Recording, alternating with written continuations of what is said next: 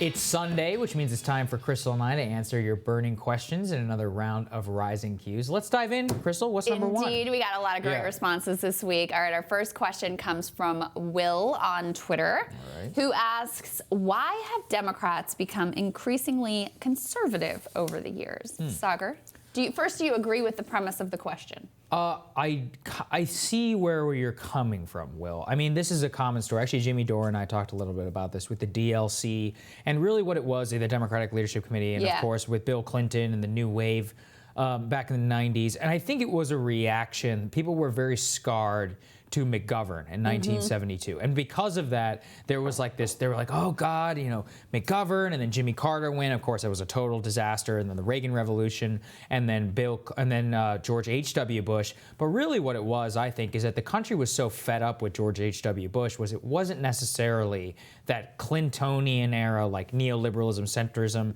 is why he won. I think he really could have won regardless. And actually, if he'd had a little bit more of a pro-worker agenda, he could have cut into that Ross Perot vote. Right. And actually could have won by an even... Remember, a lot of people forget this. Bill Clinton only won 43% of the popular vote. He did not receive a wide mandate from the American people. So I think, I see where you're coming from, Will. And I think the real question you're asking is, when did it become a centrist party? 1992 is why, and it's because I think it was a little bit of a misreading for the electoral calculus. Well, and not only that, but people forget, and this is something that Ryan Grimm writes about in his book, that Bill Clinton really didn't run as this like centrist DLC guy. I mean, it was the DLC, but he really ran as an economic populist. Exactly. And he governed very differently.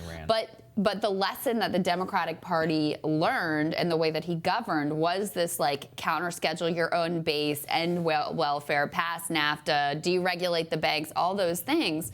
And so there was a real realignment of the party that we're dealing with the fallout from today around this rising white-collar professional managerial class. And that's who the party became centered around. And so that means a very different kind of politics than if you're centering your party around the working class. And so even more than thinking about where they exist on the ideological spectrum, I think a lot more about sort of which class and which group of people, which demographic of people the party has been centered around. And there's just no doubt that during the Clinton era, continuing through to this day, that realignment occurred around the professional managerial class. And it's really the thing that, the sort of new populist left, the Bernie Sanders type left, is trying to change and trying to move the party back to being a true working class party. Yeah. All right, so second question. This is from Dr. Rahul Singh. It says, my question, will Warren ever speak up for Tulsi Gabbard? Do you think HRC's smear is a litmus test for candidates? #Rising Qs. What do you think, Krystal? I do not think she will ever speak up for Tulsi Gabbard, just based on the reporting of a very friendly relationship with Hillary Clinton. Look, she ended up endorsing Elizabeth Warren, ended up endorsing Hillary Clinton last election, of course, even though she's much closer ideologically, allegedly at least, aligned to Bernie Sanders. So she's taken a certain path to try to get the nomination. She doesn't want to rock the boat. She doesn't want to rock the establishment. She wants to be the progressive candidate who's very much still in sort of good favor with the party elders, and directly going at Hillary Clinton on this. Bernie Sanders got backlash for doing it, right? It took actual courage to do, because there is such a sort of conspiratorial wing of the party at this point that does see Russia around every corner. So by calling this out, you're not only calling out Hillary Clinton, you're also calling out a good chunk of the Democratic Party that really believes that Tulsi Gabbard could be a Russian plant. Like this, they actually think that these things could be true, and so there's a risk there. Do I think it's a litmus test?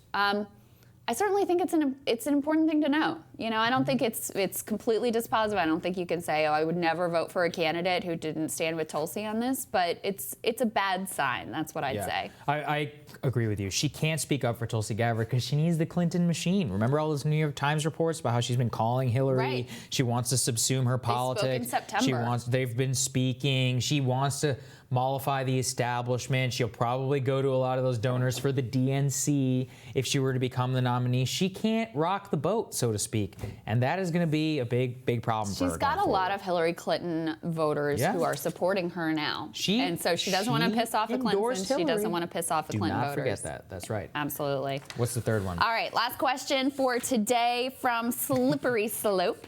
I like that. My favorite question. Which candidates would benefit and be hurt the most if Hillary or another establishment candidate got into the Democratic primary? Saagar, what do you think? Ooh, it would be Joe Biden, no question. Joe Biden would probably see his support cut in half. More importantly, it would destroy his path to the nomination because the black voters, who are also very supportive of Hillary Clinton, were in 2016. They would be equally split, and it would really just, I mean, it would decimate the centrist vote. Joe Biden in particular would be the one who would be hurt the most, and so would Elizabeth Warren, because she shares a lot of that white liberal candidacy. Right. Bernie Sanders, no question. I think if she jumped into the race, he would be the nominee. I tend to agree with that. I think, you know, it's pretty obvious to see the way that she would cut into Biden's support. They're both these sort of elder statesmen of the parties. They have, you know, a similar base, but I think maybe undersold is how much it could hurt Elizabeth Warren, because a lot of Clinton voters have gone over to Warren. They do have a similar base, and so I think it would very much cut into her support. Meanwhile, you know, Bernie's sort of multiracial working class, I think, would be intact, and it would be a further fractured field, and he would probably benefit, although you never know these things with certainty. It's kind of chaos theory, especially with as many candidates as are in the race. All right. That does it for Rising Q's this week. Check back later for part 2 of our conversation with director Michael Moore. And remember, you can send us your questions for Rising Q's whenever you want. Literally. You don't have to wait for us to send out our video, though we always love when you watch our little videos we post on Wednesday. You can send us a tweet or a post on Instagram or YouTube. Just use the hashtag Rising Q's so we can find it. Always love getting your questions. Thanks, guys, so much for engaging, and we will see you tomorrow.